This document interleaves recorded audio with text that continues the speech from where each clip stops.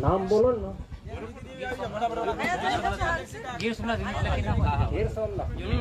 Gir Somnath unit ના કેટલા 1700 રૂપિયા આપણે નિધિ અર્પિત કરેલ છે આજના કાર્યક્રમના અનુસંધાનમાં જે આપણે નિધિ અર્પણ કરેલ તો એમને ધન્યવાદ।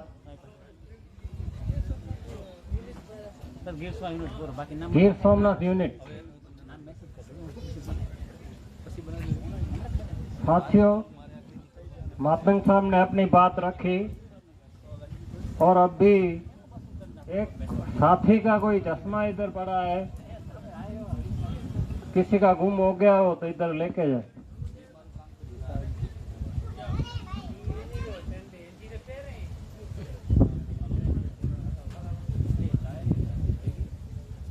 आज के सभा के जो अध्यक्ष विलास खराज साहब, उनको रिक्वेस्ट करूंगा कि वो अपनी बात रखें।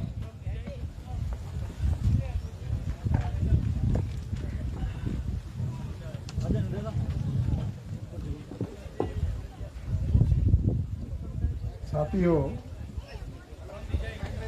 आज आदरणीय अमर शहीद देवजी भाई महेश्वरी जी का प्रथम स्मृति दिन है और इस अवसर पर कच्छ भुज के साथियों ने ये सलामी देने हेतु, श्रद्धांजलि देने हेतु, अभिवादन करने हेतु जो सभा का आयोजन किया है, ये बहुत ही महत्वपूर्ण बात है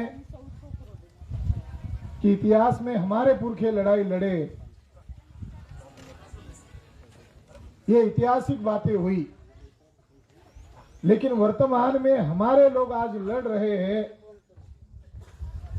और कोई भी परवाह न किए हुए लड़ रहे। मुझे सबसे ज्यादा गौरवान्वित हो रहा है इस बात को लेकर, आदरणीय देवजी भाई महेश्वरी जी ने अपने घर में लड़ाकू लोग तैयार किए। उनकी सुपुत्री ने जो बातें रखी, मैडम ने जो बातें रखी, ये आंदोलन चलाने वाले ये अगले नेतृत्व है और ये लड़ रहे। आज जो विषय मकसद, विषय वस्तु को लेकर जो हम चर्चा कर रहे हैं कि हमारे समाज के ऊपर जो जुल्म हो रहा है, अत्याचार हो रहा है, इसका समाधान कैसे करें। बाबा साहब अंबेडकर जब आंदोलन चला रहे थे तो उनके समय की एक बात मैं आपको याद दिलाना चाहता हूं। बॉम्बे में बाबा साहब अंबेडकर के कार्यकर्ता का मर्डर किया गया और इसके कारण लोगों में भय पैदा करना दुश्मनों का मकसद था। बाबा साहब अंबेडकर ने अपने लोगों का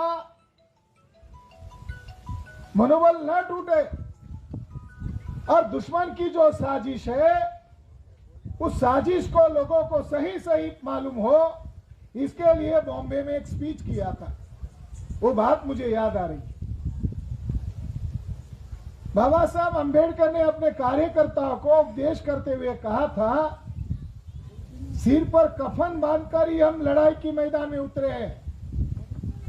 बाबा साहब अंबेडकर ने कहा, अपने सिर पर कफन बांधकर ही हम लड़ाई के मैदान में उतरे हैं। सामना करने की हमारी पूरी तैयारी है। जो होना होगा वो देखा जाएगा, लेकिन आपस में नहीं। ये बात ब्राह्मणों को बोल रहे थे। जो होना वो होगा, वो देखा जाएगा। अपने समाज की आजादी के लिए सभी स्वार्थ त्यागने की तैयारी हम कर चुके हैं। अपमानजनक ढंग से हम किसी की भी शरण में नहीं जाएंगे। अपने सामर्थ्य पर हमें पूरा भरोसा है। हम दुश्मन की नाक में दम करके छोड़ेंगे। जीत हमारी ही होगी। जो बाबा साहब अंबेडकर ने जो संदेश उस समय हमारे लोगों को दिया था, आज वही संदेश को मैं याद दिलाकर कह रहा हूं कि दुश्मन पर्दे के पीछे है और जो दुश्मन जिनको आगे कर रहा था वो एक्सपोज कर दिए। मीनाक्षी बहन ने एक्सपोज कर दिए। वो क्या है? दुश्मन को ही घसीट कर आगे ला। हमारी लड़ाई ब्राह्मण से है, हमारी लड़ाई हमारे अपने लोगों से नहीं है। और जो घटित हो रहा है, आज जो घटित हो रहा है, हम आंदोलन चला रहे हैं, जो बात हो रही है ऑन रिकॉर्ड हो रही है, वो दस्तावेज बन रही है। जो महापुरुषों के आंदोलन के साथ धोखेबाजी करते हैं, उनको आने वाली पीढ़ी गद्दार घोषित करती है। इसके ऐतिहासिक दाखले, सबूत है। बाबा साहब अंबेडकर पटना में गए थे पिछड़े वर्ग की सभा को संबोधित करने के लिए, तो पंडित जवाहरलाल नेहरू ने बाबू जगजीवन राम और वही के शेड्यूल कास्ट के एक व्यक्ति थे भोला पासवान शास्त्री, उनको लालच दिया, तुम बाबा साहब अंबेडकर के ऊपर पथराव करोगे और उनको बोलने नहीं दोगे तो तुम्हें सीएम बनाएंगे, लालच दिया। और जिस आदमी ने बाबा साहब अंबेडकर के ऊपर पथराव किया, आखिर में बामसेब की मंच पर आए और बाबा साहब अंबेडकर के जयंती के अवसर पर रोकर कहने लगे, माइक के सामने बहुत देर तक तो रोते ही रहे और अपना दर्द बताते हुए कहा, मैं ही वो नालायक आदमी था जिसने हमारे मसीहा के ऊपर पथराव किया, एक्सेप्ट किया उसने। आज जो दुश्मनों के झांसे में आकर कर रहे हैं, ये हमारा आंदोलन है। हमारी लड़ाई हमारे लोगों से नहीं है, हमारी लड़ाई दुश्मनों से।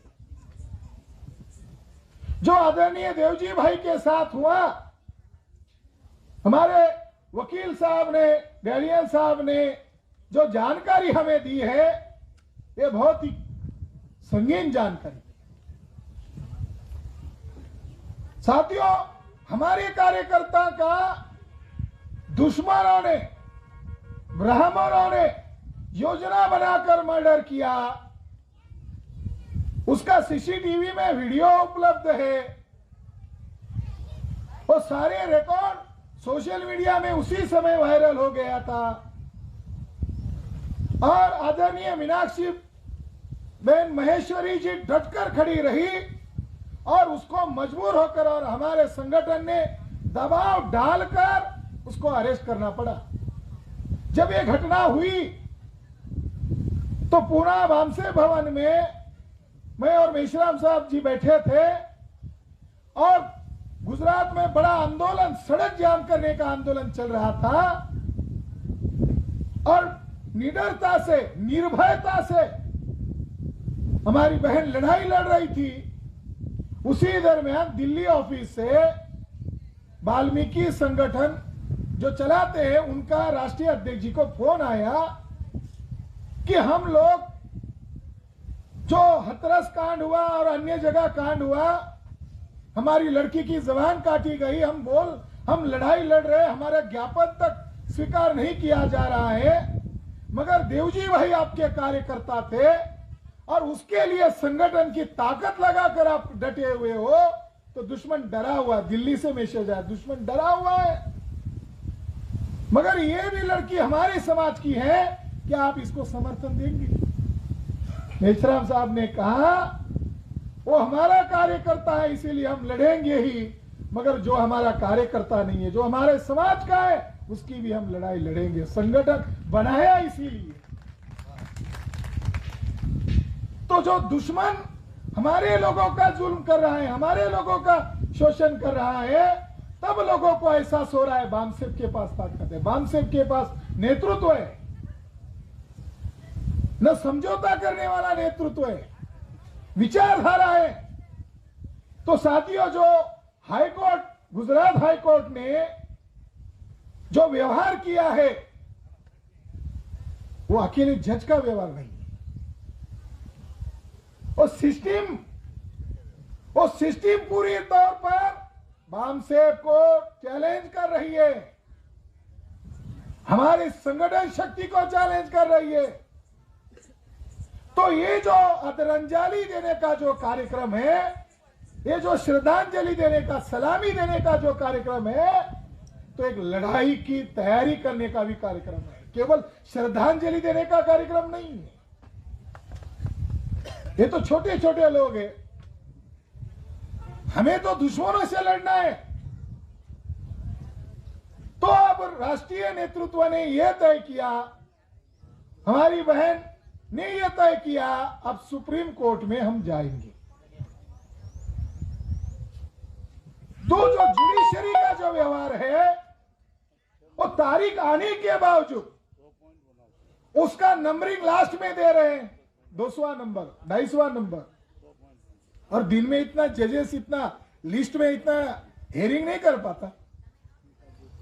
और जब हमारा एक बार नंबर आ गया 20-30 नंबर में, तब हमारे नंबर को बॉयकॉट किया, दूसरा नंबर लिया और हमारी उस दिन सुनवाई नहीं की। यह व्यवहार क्या सिद्ध करता है? यह व्यवहार सिद्ध करता है कि आदरणीय देवजी भाई महेश्वरी की हत्या आरएसएस बीजेपी के लोगों ने योजना बनाकर की है। ये हमें संदेश दिए। ब्राह्मणों को डर है 14 अप्रैल का, अब ब्राह्मणों को डर लगेगा 25 सितंबर का। एक तो पहले डर लग रहा था 14 अप्रैल का, 14 अप्रैल का डर लग रहा था। अब आदरणीय देवजी भाई महेश्वरी का विशालतम कार्यक्रम करेंगे और सारे बहुजन समाज के लोगों को इकट्ठा करके करेंगे। ये जाति विशेष का कार्यक्रम नहीं है। मुझे बड़ा आश्चर्य हुआ कि कुछ लोगों को आगे किया, मगर एक सोशल मीडिया पर अफवाह फैलाने के लिए ब्राह्मणों ने किसी जडेजा को आगे किया। मामला दो तरफ चल रहा था, एक तरफ हमारे कुछ लोगों को आगे किया जा रहा था और कुछ एक आदमी को आगे किया जा रहा, तो जो जडेजा है। और शब्दावली समरस हिंदू समाज, इधर जाति का नाम लेकर झगड़ा लगाएंगे और इधर खाका बनाएंगे समरस हिंदू समाज। ये है ब्राह्मण की साजिश। मगर मैं इस कार्यक्रम के अवसर पर ये ऑथेंटिकली ऑफिशियली घोषित करना चाहता हूं कि धनी मातंग जी का हमने राष्ट्रीय महापुरुष घोषित किया है, मगर केरला तक हमें पूछते हैं वो बाबा कौन है जिसके हाथ में डंडा है। वो सारे लोग पूछते हैं हमको, वो बाबा कौन है जिसने ऐसा फेटा बांधा है, हाथ में डंडा लिया है, वो कौन है वो? तो जो देश भर में, एक तो कच्छ में कुछ लोग किसी के इशारे पर विरोध करने का काम कर रहे होंगे, वो अपनी विरासत को भूल चुके हैं। धनी मातंग जी राष्ट्रीय महापुरुष है, अब हम इनका राष्ट्रीय स्तर का जीवन चरित्र लिखेंगे। हम उनको भी संदेश देना चाहते, तुम जिनका विरोध कर रहे हो वो हमारा विरोध नहीं है, धनी मातंग जी का विरोध है, वो हमारा विरोध नहीं है। हम तो, हमारी कौन सी विचारधारा है? हमारी कोई अपनी विचारधारा नहीं है, हमारे महापुरुषों की विचारधारा ही हमारी विचारधारा है। उनका उद्देश्य ही हमारा उद्देश्य है, उनका लक्ष्य ही हमारा लक्ष्य है। तो आप किनका विरोध कर रहे हो? धनी मातंग जी का हम जल्द से जल्द चरित्र लेखन करने का काम करेंगे और उनकी कच्ची भाषा में जो उनके वचन है उनको भारत की अलग अलग भाषाओं में लेकर जाएंगे। तुम हमें कह रहे हो धर्म का अपमान हो रहा है, अरे जो ब्राह्मण आपको अछूत मानता है, आप ब्राह्मण धर्म के समर्थन हो। और हमें तो गर्व हो रहा है आज इस मौके पर कि हमारा धर्म धनी मातंग का धर्म है, हमारा विचारधारा धनी मातंग की विचारधारा है, जो समानता वाली विचारधारा है और गैर बराबरी के लिए हमारे पुरखों ने जान की कुर्बानी दी है। तो इसीलिए उनका वचन, उनके जो विधान है, आप कच्छी में बोलते हो, उनकी जो वाणी है, सूरस वाणी है, प्रेरक वाणी है, बहुजन समाज को जोड़ने वाली है। अब ये कच्छ भुज के लोगों की प्रॉपर्टी नहीं रहेगी, ये राष्ट्रीय प्रॉपर्टी घोषित करते हैं। हमारे महापुरुषों का सम्मान, ये मूल निवासी महापुरुष प्रेरणा ट्रस्ट है। ये महापुरुष किसी जाति की प्रॉपर्टी नहीं है। मातंग सर ने कहा कि बाबा साहब अंबेडकर के कारण आपको विरोध का अधिकार मिला, उनके खिलाफ भी उसका इस्तेमाल करोगे। इसलिए साथियों, उनका चरित्र, जीवन चरित्र और उनकी वाणी को हम एक बड़ा प्रोग्राम लेकर सार्वजनिक करेंगे। हिंदी में, अंग्रेजी में, तेलुगु में, मलयालम में, अलग अलग भाषाओं में। फोटो तो पहुंच गया, विचारधारा तो हम अपने ढंग से फैला रहे थे, मगर अब उनकी वाणी और उनके संदेश को भी पहुंचाने का काम करेंगे। महापुरुष मामई देव जी का एक संदेश है जाडेजा को। ये लाइव हो रहा है ना, तो जाडेजा जैसे व्यक्ति को संदेश मैं बोलूंगा तो इतना महत्वपूर्ण नहीं है। जो महापुरुष मामई देव है, उनका संदेश जाडेजा को देना चाहते। उन्होंने अपनी वाणी में कहा, पाग तिलक मातंग जे हता त्या सुधी जाडेजा अई सुरा जो पग पूजिया बामन जा तो बधदा ढांडर जा पूरा। शायद मेरी कच्छी अभी नहीं है तो सीखने का प्रयास कर रहा हूं, एक आध दुक्का शब्द इधर उधर हो जाए, मगर उसका आशय यह है, जब तक जाडेजा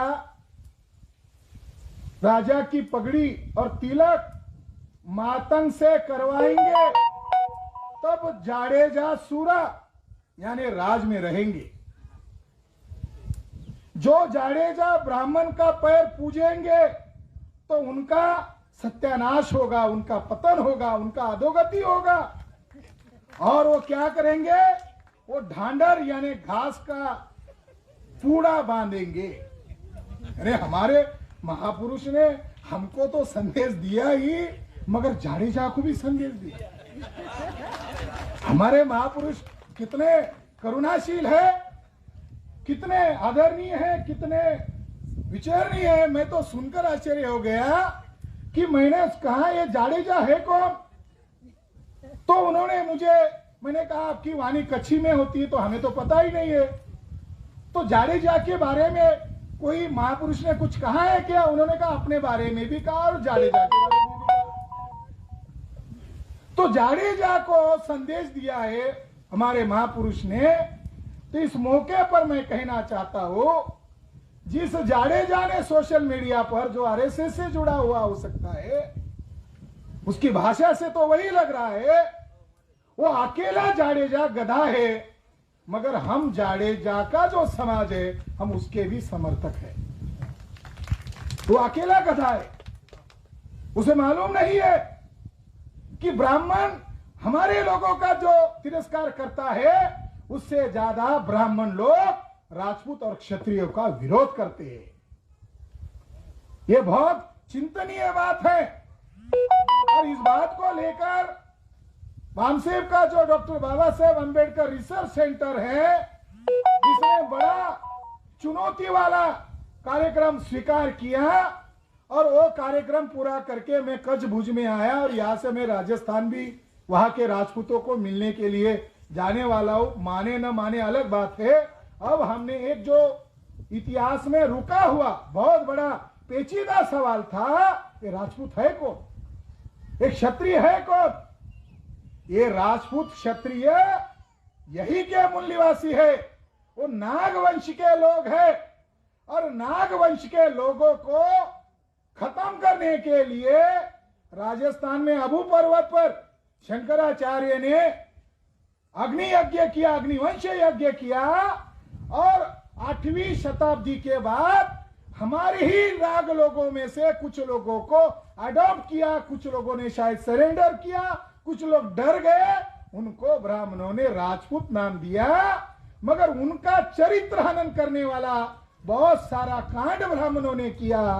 ये जो जडेजा लोग हैं, ये जो राजपूत लोग हैं, ये जो क्षत्रिय लोग हैं, हम जैसे फुले शाहू अंबेडकर की विचारधारा को आधार बनाकर ब्राह्मणों के मुंह पर जवाब देते हैं, उधार नहीं रखते।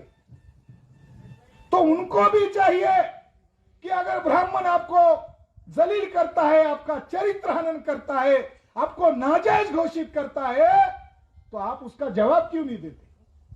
आप नहीं दे रहे हो, आपकी लड़ाई भी हम लड़ेंगे।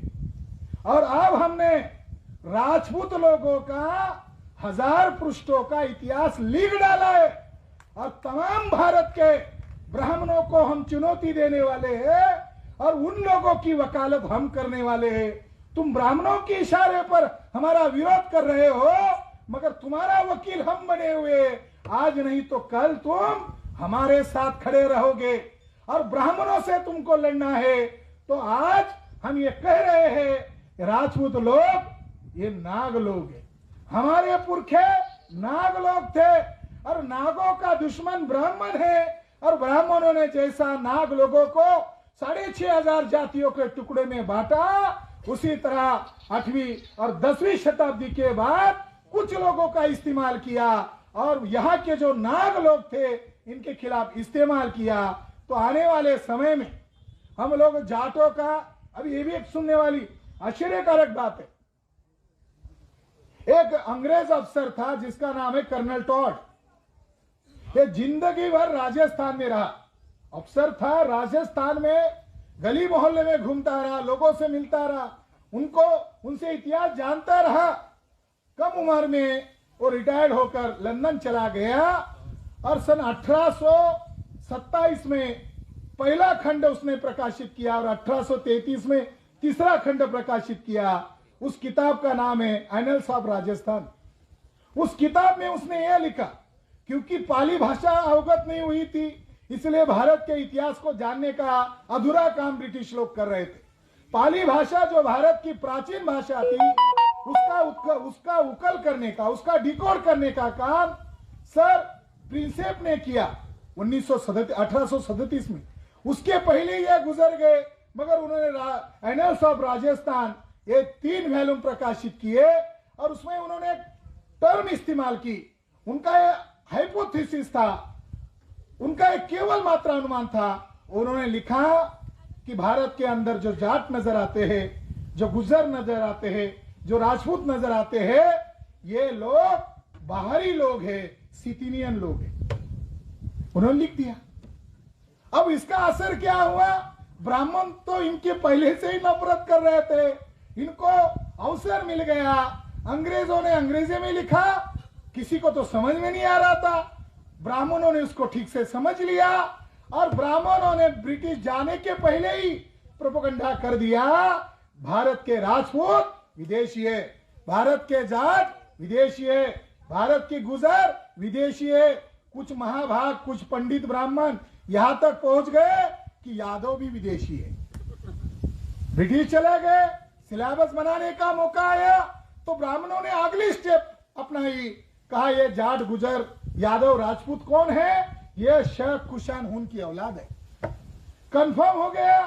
साथियों, बौद्धिक स्तर का नेतृत्व पैदा करना, बामसेब से इन लोगों को भी ज्ञान दिया जाएगा। ब्राह्मणों से लड़ाई लड़नी है तो जाट, राजपूत, गुजर और क्षत्रिय यादव को भी संगठित करने का जिम्मा आज हम लेते हैं। ये जडेजा ने, एक गधा, अकेला गधा जडेजा है और गधा होने के कारण ब्राह्मण के इशारे पर हमको विरोध कर रहा है और जिस धर्म के लिए वो लड़ रहा है वो ब्राह्मण उसको विदेशी कहते।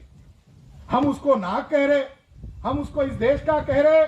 हमने प्रूव कर दिया, प्रमाणित कर दिया, ब्राह्मण विदेशी है, जाट, गुजर, राजपूत, क्षत्रिय, यादव ये मूल निवासी है। और डीएनए के आधार पर सिद्ध किया। आने वाले समय में गुजरात में भी इस बात का ज्यादा से ज्यादा प्रचार किया जाएगा और ब्राह्मणों के खिलाफ हम 6500 जातियों को, SC, ST, OBC को इकट्ठा कर रहे, जत्थेबंद कर रहे, माइनॉरिटी को इकट्ठा कर रहे, जत्थेबंद कर रहे हैं। आने वाले समय में हमें जाट, गुजर, राजपूत, क्षत्रिय और यादव को भी जत्थेबंद करेंगे। इस मौके पर ही मैं ये संदेश जडेजा के माध्यम से देना चाहते।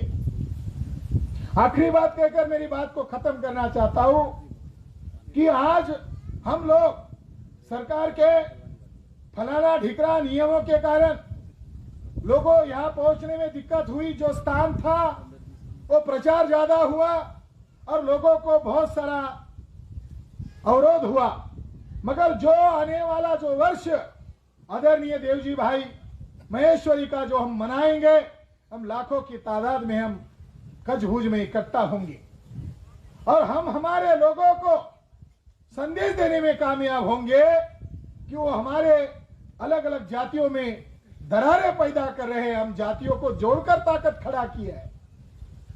तो आने वाले समय में शक्ति, संगठन की शक्ति ब्राह्मणों को मालूम है।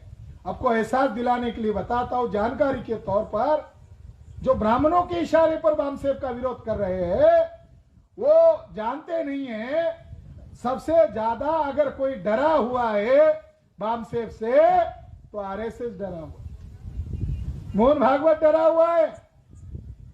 2016 में एक किताब प्रकाशित की, भागवत के लोग फील्ड में प्रचार करते तो कुछ टेढ़े मेढ़े सवाल आ गए, तो भैया जोशी हौस बोले, जो उनके सेंटर कमेटी के आरएसएस के लोग हैं, बोले कुछ सवालों का जवाब तो देना ही पड़ेगा। तो उन्होंने कहा कैमरा लगाओ, शूटिंग करो, उसको सुनो, उसकी बुकलेट बनाओ, मगर गलती से किसी समाज के हाथ में नहीं जानी चाहिए, वो बुक केवल कार्यकर्ता के लिए होनी चाहिए। मोहन भागवत ने रिकॉर्डिंग करवाया, बुकलेट बनाई, 2 वॉल्यूम में छोटी छोटी बुकलेट पब्लिश की, जिस किताब का नाम है हिंदुत्व।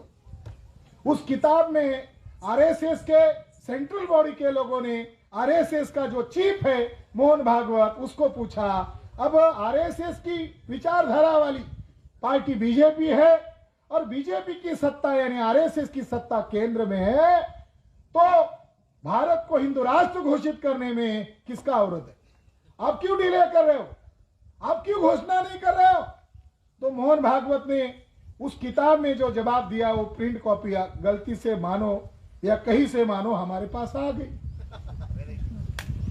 उसमें उसने जवाब दिया बामसेव अवरोध है।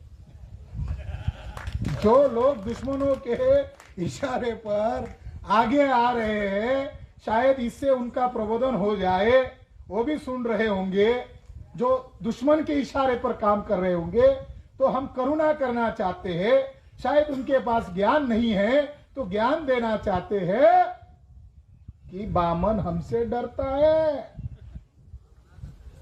आरएसएस के ब्राह्मण हमसे डरते हैं और वो शायद भूल गए हैं, हमारे लोगों को भूलने की ज्यादा आदत है। 2014, 13, 15, 16, 17, 2020, अरे हर साल ब्राह्मण का बीपी बढ़ाने के लिए 14 अप्रैल आती है तो ब्राह्मण का बीपी बढ़ जाता है। हर बार विरोध करते हैं और जितना विरोध होता है उतना ब्राह्मण मेंटल होते जाते होंगे, हर बार विरोध होता है। तो ब्राह्मण से हमारी लड़ाई है, ब्राह्मण हमसे आगे आ जाए, ब्राह्मण को आगे लाया। मैं इन साथियों को धन्यवाद देना चाहता हूं कि उन्होंने वो उद्देश्य को ध्यान में रखा, उन्होंने संगठन को ध्यान में रखा, राष्ट्रीय नेतृत्व के फैसले को मान्यता दिया। हम आपस में नहीं टकराव करेंगे, हम दुश्मन हमारा आइडेंटिफाई है, ये 3-3.5% विदेशी ब्राह्मण, ये विदेशी है। अभी आतंक जी ने कहा कि अभी हर गांव में हमारा संदेश जाएगा, हर गांव में संगठन जाएगा, तो उसके साथ साथ कुछ मसाला भी जाएगा। उसमें प्रथम नंबर का मसाला है, मेंटली खुराक है, ब्राह्मण विदेशी है, ये मैसेज जाएगा। मैसेज देना है तो क्या मैसेज देना है? ब्राह्मण विदेशी है, ये डीएनए ने प्रमाणित किया है। और आने वाले समय में समस्त गुजरात से आदरणीय देवजी भाई को सैल्यूट करने के लिए हमारे मूल निवासी बहुजन लोग इकट्ठा होंगे। इतनी ही बात कहकर मेरी बात को विराम देता हूं। आपने मेरी बात ध्यान से सुनी और मीनाक्षी बहन, उनकी सुपुत्री और अन्य साथियों ने, और खास करके आदरणीय देवजी भाई के माताजी, पिताजी, किसी के लालच में नहीं आकर अपना बेटा जिस मकसद के लिए काम कर रहा है उसके साथ ही आज भी ये जुड़े हुए, मैं दिल से इनको सैल्यूट करता हूं। धन्यवाद। जय मातंग, जय मूल निवासी।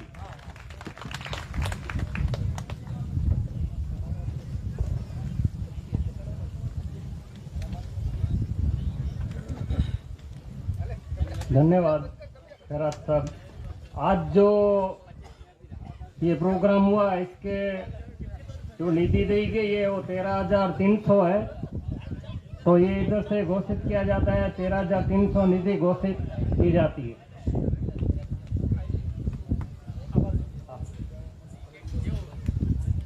आभार विधि वो देवजी भाई के छोटे भाई भावजी भाई करेंगे।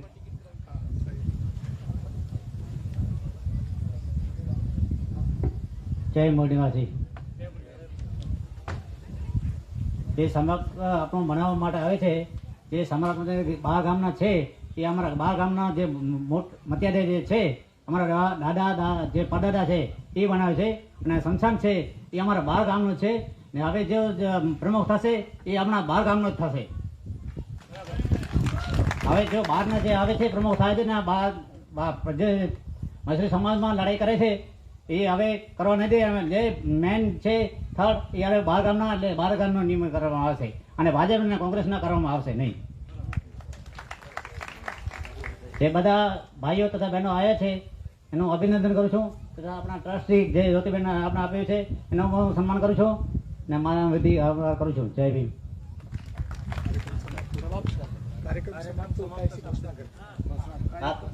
હવે કાર્યક્રમ સમાપ્ત કરવામાં આવે છે। બસ, જય ભીમ।